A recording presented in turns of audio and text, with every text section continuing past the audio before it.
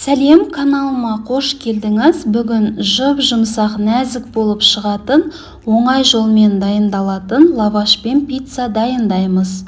3-4 минутта дайындап, 8-10 минутта пісіп шығады.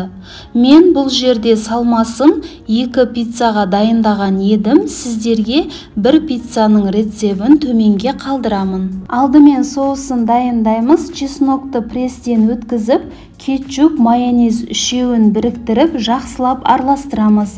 Егер сізге чеснок ұнамаса, қоспауыңызға да болады. Және майонезді көп қоспаңыз, пиццаңыз майлы болып кетеді. Пешке салатын листіге міндетті түрде май жағамыз, болмаса пергамент қағазын төсейміз. Мен бұл жерде әдемі болу үшін лаваштарды бірдей көлемде дөп-дөңгелек етіп кесіп алдым. Листіге әр лавашты қойып отырып, арасына соус пен сыр салып, бір-бірінің үстіне қойып жинаймыз. 3 тал лаваш қолдандым.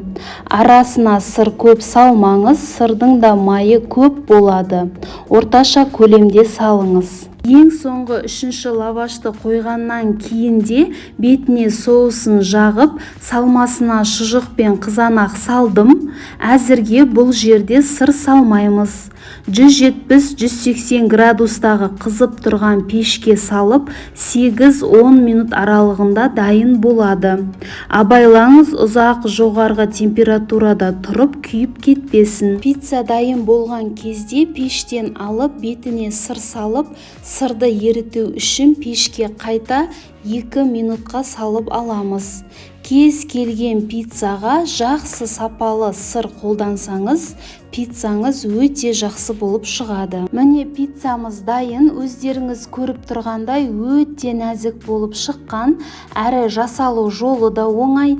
Егер менің каналым сізге ұнаса, тіркелуді ұмытпаңыз. Алдағы уақытта оңай рецептер шығатын болады.